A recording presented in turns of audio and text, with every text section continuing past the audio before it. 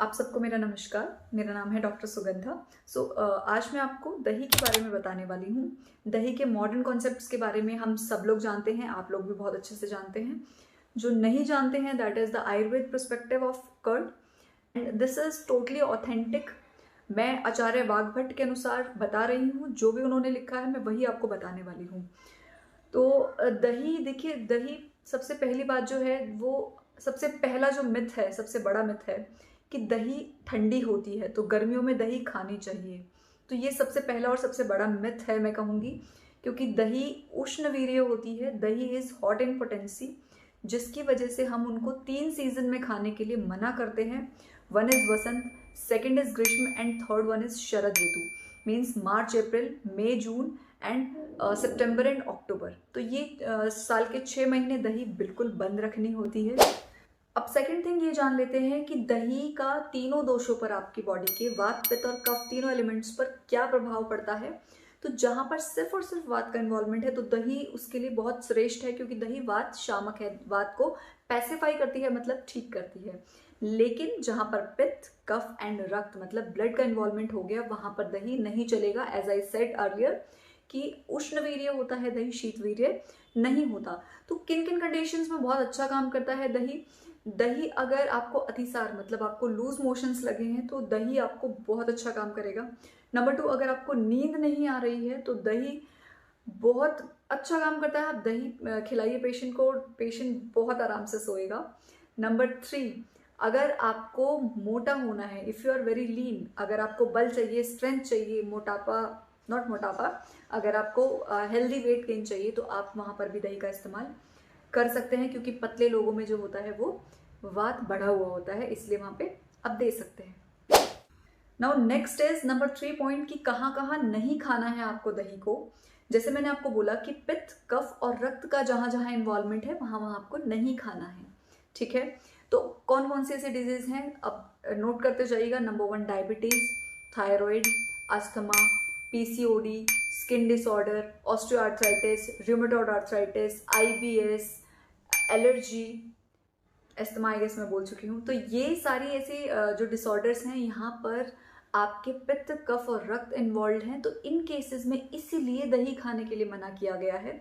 दही is not bad at all, कि मैं ऐसा नहीं कह रही हूँ कि दही बिल्कुल ख़राब है, पर अगर आप अपने बॉडी के टाइप के अनुसार, मतलब अपने बॉडी कॉन्स्टिट्यूशन के अकॉर्डिंग अगर आप फूड लेंगे तो it will be very beneficial और आप बीमारियों से बचे रहेंगे। तो इन सारी कंडीशन में जो होता है, मेजरली पित्त और कफ, मेजरली कफ, उसके बाद पित्त का इन्वॉल्वमेंट रहता है। तो इसलिए इन कंडीशंस में दही खाने के लिए बिल्कुल मना किया गया है। मैंने अभी जो आपको इतनी सारी बीमारियां बताई जिसमें हमने दही के लिए मना किया गया है, जिसमें बिल्कुल दही बंद रखनी है, उसके लिए कुछ और सपोर्टिंग फैक्टर्स मैं आपको बता देती हूँ कि कुछ और कॉजेज हैं कि क्यों दही नहीं खानी है, क्यों मना किया है। तो देखिए, दही में एक गुण होता है जिसे हम अभिषंद गुण कहते हैं, अभिषंदी, जिसका अर्थ होता है कि आपके बॉडी के चैनल्स को दही बंद कर देता है। मतलब जब आप दही खाते हैं तो आपके जितने भी बॉडी के चैनल्स हैं, जिसे हम स्रोतस कहते हैं, वो सारे बंद हो जाते हैं, जिसकी वजह से अगर आप रेगुलर दही खाते हैं तो वो बॉडी चैनल्स ब्लॉक ही रहते हैं, जिसकी वजह से जो आपका अंदर का डिटॉक्स प्रोसीजर होना चाहिए, मतलब जो एक्यूमुलेशन ऑफ टॉक्सिन्स आपकी बॉडी के अंदर हो गया है, जो बॉडी से बाहर आना चाहिए था, वो नहीं हो पाता। इसका एग्जांपल मैं आपको बता देती हूँ। जैसे आपने कभी नोटिस किया होगा, जैसे हम दही खाते हैं उसके बाद हमें बहुत तेज नींद आती है ना। वो इसीलिए आती है क्योंकि आपके जितने बॉडी चैनल्स हैं वो बंद हो जाते हैं और यू फील लेथार्जिक और थोड़ा सा ड्राउजी आपको लगता है, ठीक है। जैसे अभी बताया कि अभिषंद गुण है, तो उससे एक और चीज निकल कर आती है कि दही जो होता है वो आपकी बॉडी में इन्फ्लामेशंस को बढ़ा देता है। जितनी भी तरीके की सूजन, दर्द वगैरह आपकी बॉडी में होते हैं, उसको दही बहुत ज़्यादा इंक्रीज कर देता है बिकॉज ऑफ अभिषंद गुण अगेन, कि बॉडी के चैनल्स पूरे बंद हो जाते हैं, टॉक्सिन्स बाहर नहीं निकल पाते हैं, ठीक है। और जो अभी जो जितनी भी मैंने आपको 8-10 जो बीमारियां बताई हैं, उनमें डायरेक्टली इन्वॉल्वमेंट है कफ दोष का। तो दही अगेन कफ दोष को इंक्रीज करने वाली होती है, इसलिए बोला गया है कि इन पर्टिकुलर बीमारियों में आप दही ना खाएं, अदरवाइज आपके सिम्टम्स एग्रावेट हो सकते हैं। तो अब मैं अपने पॉइंट को कंक्लूड करती हूँ यहाँ वीडियो को, कि अब लास्ट पॉइंट जो है कि दही क्या कभी किसी को कभी भी नहीं खानी, क्या कभी कोई खा सकता है कि नहीं खा सकता है। तो बिल्कुल आप खा सकते हैं। जो स्वस्थ लोग हैं, बिल्कुल जिनको कोई बीमारी नहीं है, तो उन लोगों के लिए कुछ रूल रेगुलेशन बताए गए हैं, आप उन्हें फॉलो कीजिए और दही आराम से खा सकते हैं आप, right. Here are the rules। Number 1 rule है कि आपको रात को दही नहीं खानी है, किसी को भी नहीं खानी है। नंबर 2 इज कि आपको दही रोज नहीं खानी है, कोशिश कीजिएगा अगर आप शौकीन भी हैं तो भी, क्योंकि आचार्य वाग्भट कहते हैं कि जो दही मतलब दही होती है वो नित्य सेवन के योग्य नहीं होती है। नंबर 3 पॉइंट है कि आधी जमी हुई दही, जिसको हम मंदक दही बोलते हैं, वो आपको नहीं खानी है। प्रॉपर तरीके से जमी है तो ही खाइए, अदरवाइज छोड़ दीजिए।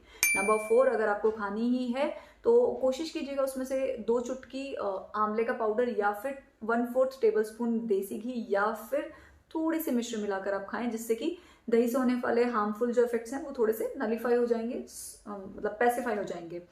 और जो लास्ट पॉइंट है वो मैं पहले भी बता चुकी हूँ वीडियो के बिल्कुल स्टार्टिंग में, कि 3 सीजन तो दही भाई किसी को भी नहीं खानी है। Now for this point I am very sorry, क्योंकि ये मैंने नहीं, ये आचार्य वाग्भट जी ने बनाया है। तो कौन कौन से 3 जो सीजन्स हैं वो हैं वसंत, उसके बाद ग्रीष्म, उसके बाद 3rd है शरद ऋतु, मतलब मार्च April May June and September and October. तो ये 6 महीने दही किसी को भी खाने के लिए मना किया गया है।